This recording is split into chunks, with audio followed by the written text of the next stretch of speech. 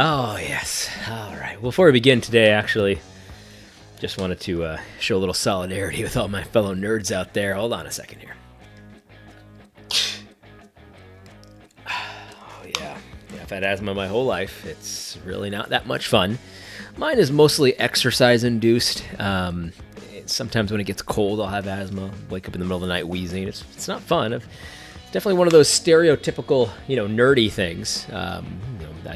There's been a recent blog post that I actually liked the post itself, but it made fun of people that have asthma as if they were somehow less manly. Which, hey, you gotta have a sense of humor about this kind of stuff sometimes, right? Oh man, it's definitely one of those nerd things, and I think I have been a nerd in my lifetime. So for me, the stereotype holds true. A bit of a nerd. I had asthma, and it's what it is. Take a second puff here. Hold on. All right. Well, let's get started. This is gonna be a short video. I was talking to my brother the other day, and there's a couple things that one thing that really, like, on one hand really fascinates me, and on the other hand really makes me upset. And when it comes to online interactions, when I was younger, I used to get really upset very easily online. Somebody was saying something wrong on the internet, and I would rage, all that kind of stuff. And that was a long time ago. And since then, it's very hard to make me upset online. It takes a lot online for you to say something. I've been called all kinds of names. I've been told that I'm stupid and, an idiot and all this kind of stuff. I happen to think I'm pretty smart. I don't know. But anyway, so you can call me all kinds of names. Call me racist, call me whatever online. And it just doesn't really bother me that much. I don't want to say I like it. I don't really like it. But in some ways, when someone starts calling me names online, it's almost like an admission of victory. So in that sense, I kind of do like it. I mean, I wish they wouldn't be so dumb, but it's kind of a admission that I've defeated you, and so I kind of like it in some respects. But one thing that really bothers me, and this has been this way for a very long time, is when people I know are good people. Maybe they aren't quite as intelligent, because everyone has different IQ levels and capacities from an intelligence perspective. People that maybe they aren't like, the smartest people in the world, but they're good people and they believe the right things and they believe that Bible. They've got a simple faith. And I don't mean simple as in like, you simpleton, not like that. What I mean is, their basic premise is, God says it, I believe it. What I really, really, really hate when those kind of people are treated as if they're like Neanderthals. And this can happen from, atheists do this all the time. They treat people like Neanderthals all the time. Like, oh, you're so backwards, oh, ooga booga, like that kind of thing. I don't like that. But it really, really, really grits my goat when Christians do this. And this is common in Christianity. I mean, let's just be honest. Like, some Christians think that, to be a real, believer with a real solid faith that you can defend, you need to be, a almost PhD level in some senses. And I don't, obviously they wouldn't say that, but, you'll see subtle tweets out there like, just because your pastor says something doesn't mean he has a degree in economics or a degree in history, or just because you have a pastor and you went to seminary doesn't mean you know sociology. And what that is inherently kind of low key saying is like, you got that Bible, you believe that Bible, God says it, I believe it. But you got to be smarter than that. You got to really read the scholarship, the scholarship of all this stuff. And I really hate that when people that have simple faith are made to feel like they're some kind of a barbarian, they're some kind of a caveman. I hate that, and this can happen low key ways. Like, let's just be honest that there's a section of Christianity that are embarrassed by 6-day creationists. And, let me just put all my cards on the table. I believe in creation the way it's in Genesis, the 6-day creation narrative. That's what I believe. And I'm not, listen, I understand why some people aren't 6-day creationists. I get it. I'm not that way.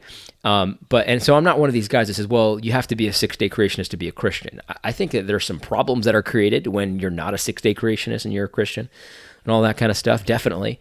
But I don't, people can be inconsistent, I suppose, but I really hate, and I mean hate, with as much hatred as I can muster, when other six-day creationists are made to feel like a fool. I did this once. I really did. I did this once. I was on the other side of this. I'll never forget this. It's probably like 12, 13, maybe 14, probably just in junior high school. And I remember I was telling my grandmother, who's since passed away, about what I was learning about in school. We were learning about kind of the building blocks, the foundations of evolution. And I was saying something about how, humans are like the most intelligent animal out there. And my grandmother said, well, humans aren't animals.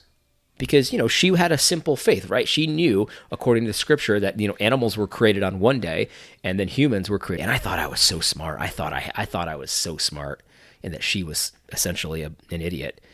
And, schools low-key teach this all the time, that basically everyone that was born before 1995 is basically a backwards, Puritan, caveman, barbarian. You know what I mean?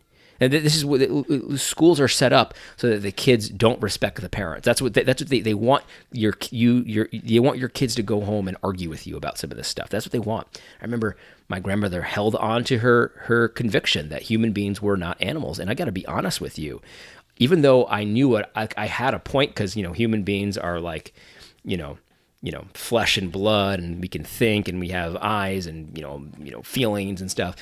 But she was right, though. There's a distinction between human beings and just a run-of-the-mill animal. There's a distinction that is taught in the Bible. There's just no question about that. So I had a point, but I didn't have the point that I thought I had when I was 12, 13 years old. And I thought I was so smart, and my grandmother was so backwards. That's what I thought. And that's embarrassing, man. That's embarrassing. And so I hate when I see high-minded, hoity-toity Christians making it seem like you need to have a degree in sociology to even speak about race relations. I hate that. I really do hate that. And this is actually kind of related to something else too. And I've said this before on my channel, that I really hate that kind of high, ivory tower type Christianity, especially when it says things against sort of the backwoods, rural, barbarians that they just love their guns and they're just clutching on their Bibles and stuff like that. Like, is there anything more smug than that kind of an idea? And that's rampant in kind of cosmopolitan Christianity. But this is so that makes me very angry. But there's actually something that fascinates me about this, kind of related. I'm not sure if it's the exact same thing, but it's kind of related. I'm always fascinated by what things get ridiculed a lot versus things that don't get ridiculed that much, or what things that are like what kinds of like conspiracy theories are like, really ridiculed or not allowed to be discussed, and which ones are. It's just, I can't quite figure it out. I can't quite figure out what it is about certain conspiracy theories that if you start asking questions that sound too similar to the questions that conspiracy theorists have, that you get ostracized. You're like a tinfoil hat. You're one of those idiot barbarians. And again, that attitude really makes me, it really upsets me when people are just dismissed as idiots for asking questions. I hate that. And a perfect example of this is so I mentioned already 6-day creationism. There's always a certain contingent of atheists that'll mock 6-day creationists, and there's a certain contingent of Christians that'll mock 6-day creationists. But then there are also, flat Earth creationists or Christians as well. And my point is not that we should be flat Earth Christians. That's not my point. My point is, though, that it's very clear that there's a distinction. If you come out as a 6-day creationist, you'll get a certain percentage of people that will ridicule you, and you'll get only a certain level of ridicule. But if you were to say, I'm a flat Earth Christian, I believe in the flat Earth, you know what I mean? You would be, if you really were serious, you'd be ostracized. People would look at you like you had 10 heads. It's way more ridicule than if you were to come out as a 6-day creationist. And let's just say you defend it, because I know that there are flat Earth Christians out there that defend it very similarly to how I would defend 6-day creationism. And it's basically, hey, I think the Bible teaches this. And so if you don't believe this, then it's not because, you're reading the Bible and coming up with, the globe Earth. It's because of something else. It's because of, I don't know, but the Bible is my standard. Some people would argue that way, and that's essentially how I would argue 6-day creationism. Now, if you're not a 6-day creationist, you're saying, yeah, exactly, AD, and that's why you shouldn't be a 6-day creationist. And I'm thinking, well, if that's how, listen, I'm just saying, I find it fascinating, which things are allowed to be discussed, because 6-day creationism, even though you'll get ridicule, it's allowed to be discussed. Flat Earth is not. Flat Earth is definitely not. And people, I know Christians out there, good Christians that would question modern cosmology, and they would question modern, just sort of how essentially how the universe is, how it's been created, and what it looks like now, and what we know about it. There's good Christians out there that have legitimate questions about it, that aren't conspiracy theorists. They're not saying, hey, we live in a dome and the reptilians made it and stuff like that. Not like that. They're just asking questions. They're saying, yeah, I don't know about that moon landing thing. You know what I mean? And again, like I'm just saying, what I find interesting is, why is that grounds for isolation and ridicule and just complete disdain? But yet, on the other hand, 6-day creation is it's acceptable. It's acceptable to talk about. I don't know. I wonder, do you know what the difference is? And these are not the only two things I could do this with. There's other things I could do too. Like I just mentioned, the moon landing. That's something you can't question. I'll tell you something about the moon landing. I tend to think we did go to the moon. But some of those pictures and like that phone call with Richard Nixon, come on, man. That's good TV, but I'm not so sure that's actually the moon landing. You know what I mean? But anyway, so this is, I'm not trying to come out as a flat earther. I'm not a flat earther. I firmly believe that the world is a spinning globe of magma, rock, and water whizzing through space. That's what I believe. But what I will say, though, is I think we shouldn't be treating fellow Christians that believe in a flat earth as if they're some kind of cavemen. I really hate that attitude. I really do. And maybe this is why I'm drawn to this issue, because there are so many Christians that are just ridiculed for having a simple faith, right? Gun-toting, holding onto their Bibles. God says it, I believe it, that's what I want to do, that's what I'm trying to live like. And they're being told that they're backwards, man. They need to have a degree in sociology and history to fully understand the context of racial reconciliation. And I'm like, no, you don't. You actually don't need any of that to fully understand racial reconciliation. All you got to do is know how to interpret that Bible, believe it, and do it. So all y'all out there that have a simple faith, you got family members with a simple faith, not like this, you're a simpleton kind of thing, but God says it, I believe it, essentially. Hats off to you, man. I'm on your side. I'm on your side, and let's treat each other with a little respect, right? All right. Anyway, hope this is helpful. God bless.